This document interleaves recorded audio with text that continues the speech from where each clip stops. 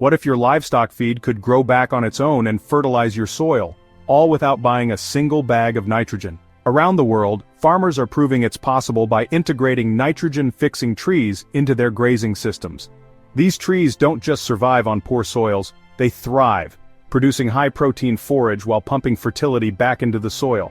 In places like Australia, silvopasture with nitrogen-fixing trees has boosted cattle weight gains by over 50% compared to grass alone. Today, we're breaking down the top nitrogen-fixing trees for grazing systems, where they grow best, and exactly how to make them work for you. Backed by real-world data, not just theory. Nitrogen is the engine of pasture growth, and for most grazing operations, it's the biggest ongoing expense. According to USDA data, synthetic nitrogen fertilizer prices have more than doubled in the last 3 years, with spikes of 80% in some regions during 2022. That's a huge vulnerability for farmers, both financially and in terms of supply chain risk. Nitrogen-fixing trees solve this in a completely different way. They work in partnership with soil microbes, specifically rhizobium bacteria in their root nodules, to take nitrogen from the air and convert it into forms plants can use. Studies in silvopasture systems show that a mature stand of well-managed nitrogen-fixing trees can add anywhere from 100 to 300 pounds of nitrogen per acre per year into the soil. For perspective, that's the equivalent of $50 to $150 per acre in commercial fertilizer every single year without buying or spreading a thing. But the benefits go far beyond fertilizer replacement. Their deep roots pull up minerals from the subsoil, shade cool season grasses to extend the growing season, and create microclimates that protect livestock from heat stress. In hotter climates, research has shown that livestock sheltered by trees during summer gained 0.3 to 0.5 pounds more per day compared to animals grazing in full sun. And unlike cover crops or annuals, these trees are long-term investments. Once established, they can keep producing forage, fertility, and shade for decades, turning marginal land into a high-output, low-input grazing system. If your farm struggles with poor soils, rising feed costs, or hot summers, these trees are not just a nice-to-have, they're a strategic asset. Nitrogen fixation isn't magic, it's biology doing heavy lifting.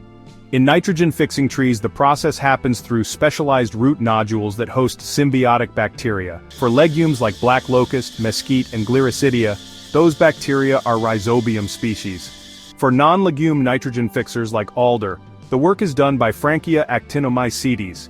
Here's the basic process. The bacteria live inside the tree's root nodules, forming a protected home. They pull nitrogen gas, N2, directly from the atmosphere, which is about 78% nitrogen. Using enzymes like nitrogenase, they fix it into ammonia NH3, a form plants can use. The tree absorbs some of that nitrogen for its own growth, but a significant portion is released into the surrounding soil via root exudates, leaf drop, and decaying organic matter. The numbers are impressive. Research from the University of Florida's silvopasture trials found that nitrogen-fixing trees contributed between 80 and 220 pounds of plant-available nitrogen per acre annually, enough to boost pasture productivity by 15 to 30% without additional fertilizer. And the effect is cumulative. As the tree matures, root mass increases, litterfall builds organic matter, and nitrogen inputs rise. There's also a timing advantage. While cover crops release most of their nitrogen after termination, trees provide a steady drip feed all season long. This supports consistent grass growth rather than boom and bust cycles. And here's the kicker.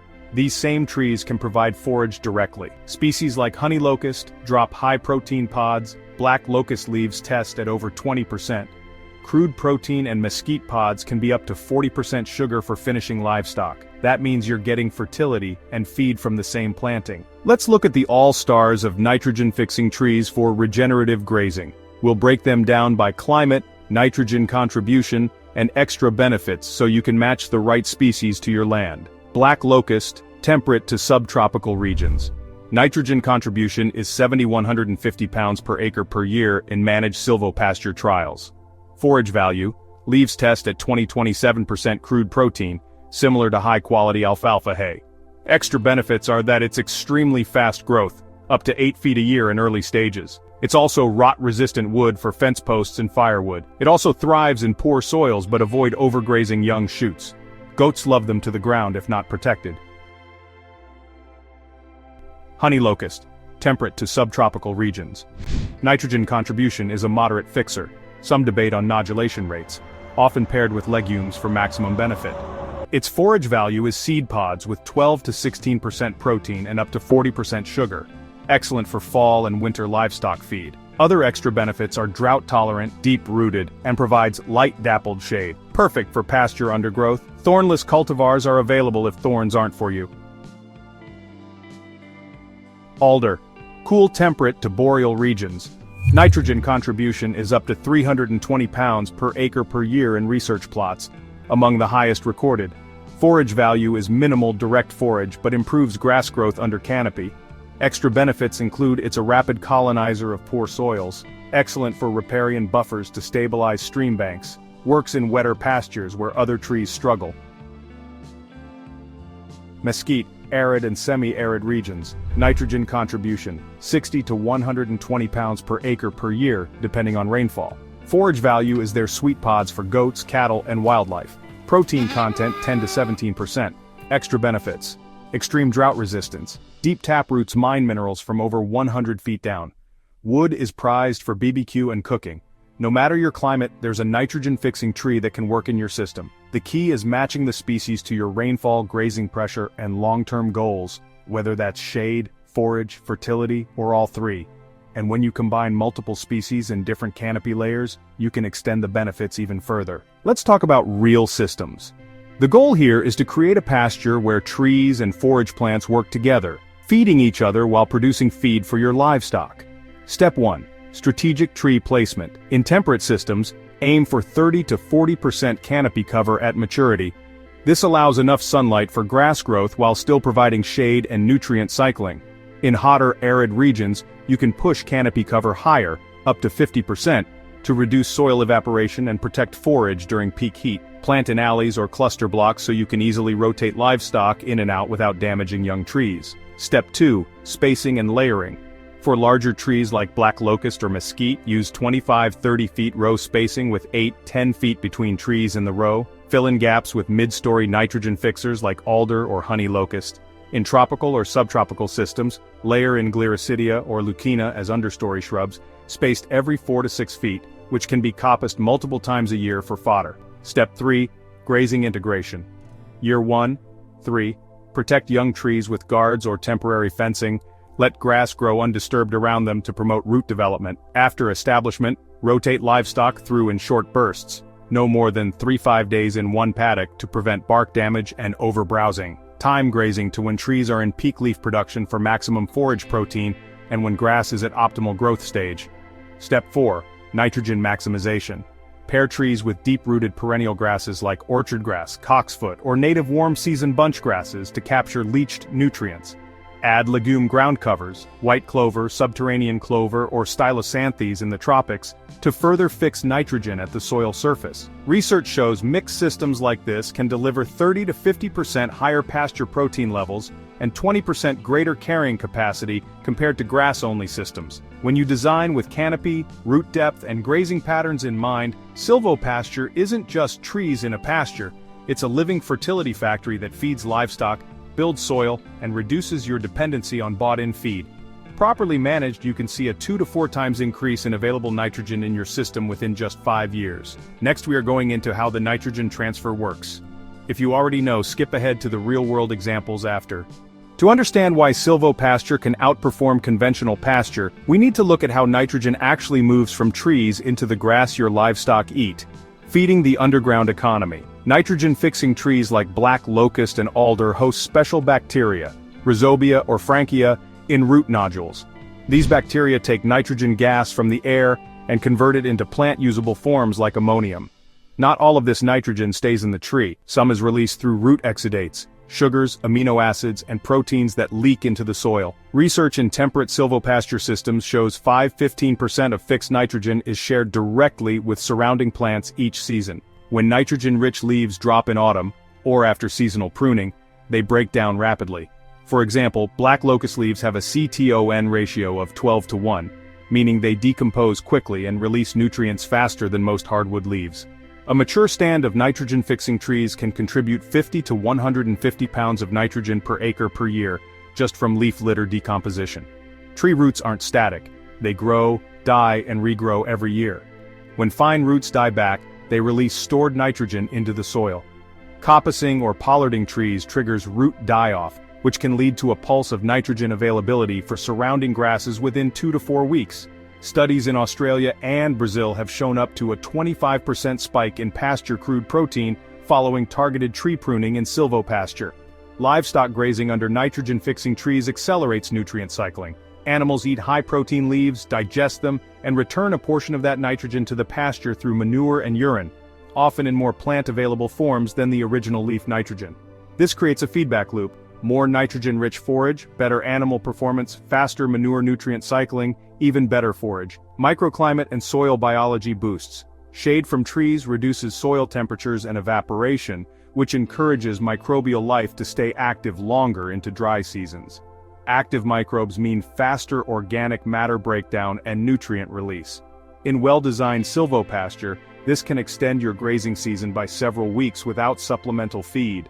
Nitrogen from trees isn't a slow trickle. It comes in seasonal pulses through leaves, roots, and grazing cycles. By timing your grazing and pruning to match these nutrient releases, you can push pasture productivity far beyond what open grassland can achieve while cutting your fertilizer bill dramatically. Let's look at real farmers putting these principles into practice around the world. In the US, a mid-sized cattle operation in Virginia integrated black locust rows every 40 feet across 50 acres of pasture. Within 3 years, forage protein content increased from 12% to 17% without synthetic nitrogen fertilizer. The farmer reported saving over $12,000 annually on urea purchases and extending the grazing season into November. In Western Australia's wheat belt, farmers grow tagasaste, a deep-rooted leguminous shrub, in wide alleys for sheep grazing. Tagasaste provides up to 4 tons of protein-rich forage per hectare during dry summers when grass goes dormant. Studies show lamb weight gain nearly doubled compared to sheep on grass-only paddocks in drought years. Brazilian dairy farmers have planted inga trees with brachiaria grass to improve pasture in acidic, sandy soils. After 5 years, soil organic matter rose by 1.2%, and milk yields increased 15% without added feed. The system also shaded cattle, reducing heat stress and improving conception rates in tropical heat. Smallholder farmers in Kenya interplant Caliandra hedgerows for goat fodder. Feeding just 1.5 kilograms of Caliandra leaves per goat per day boosts milk protein by up to 25%. Because Caliandra is a nitrogen fixer, it also improves soil fertility for the maize intercropped between rows. Whether it's temperate cattle in the US, sheep in semi-arid Australia, tropical dairy in Brazil, or small ruminants in Africa, the pattern is the same. Nitrogen-fixing trees lower input costs. They increase protein in forage, they add resilience against seasonal feed shortages. These aren't experimental plots, they're working farms, proving this system works at scale and in wildly different climates. The next question is, how can you take these lessons and put them into action on your own land? Let's turn this knowledge into action. Start small, test first. Don't plant 50 acres of trees overnight. Begin with 1 or 2 rows in a low-performing paddock to test how your livestock respond and how well the species grows in your conditions. This small trial will give you real data on growth rates, regrowth after grazing, and livestock preference. Choose the right nitrogen fixer for your climate. Temperate climates, US Midwest Europe, black locust, honey locust, alder. Semi-arid/dry climates, tagasaste, mesquite if controlled, acacia. Tropics, subtropics, inga, gliricidia, lucina, caliandra. Match tree, shrub species to rainfall, soil type, and frost tolerance. Plan spacing and layout for grazing efficiency. Typical silvopasture spacing, 30-50 feet between tree rows to allow machinery access. Plant in alleys so animals can move freely without overbrowsing young trees. Use electric fencing during establishment. Once trees are mature, controlled browsing can start. Think seasonal value. Select species that produce peak forage when your grass is weakest. For example, black locust leaves stay green into fall, or tagasaste produces in summer drought. Stagger plantings or species to provide year-round nitrogen-fixing benefits. Combine with pasture management. Trees are not a replacement for good grazing rotation. Integrate them into a managed grazing plan to avoid soil compaction and maintain understory diversity. Over time, leaf litter and root turnover will naturally increase soil organic matter and water infiltration. We've looked at the numbers. Nitrogen-fixing trees and shrubs aren't just nice to have. They can double forage protein, cut fertilizer costs by thousands of dollars a year, and add resilience to your grazing system. Whether you're in a temperate pasture or a dry, sandy paddock, the right species can feed your livestock, shade your soil, and rebuild fertility naturally. Regenerative farming isn't about doing more work, it's about working with nature's systems so you get more output from less input. These plants are like silent partners in your farm's success, growing their own fertilizer, feeding your animals, and holding your soil in place during the worst weather. If you've got a corner of your farm that's underperforming, too dry, too poor, too hard to fertilize, make this the year you plant a test row of nitrogen-fixing trees. In 3 years, you could be looking at lush forage where you once had bare soil. Do you think this would work in your area? Let us know in the comments. And if you found value in this video, hit the like button, share it with others. Until next time, keep building soil, growing feed, and working with nature.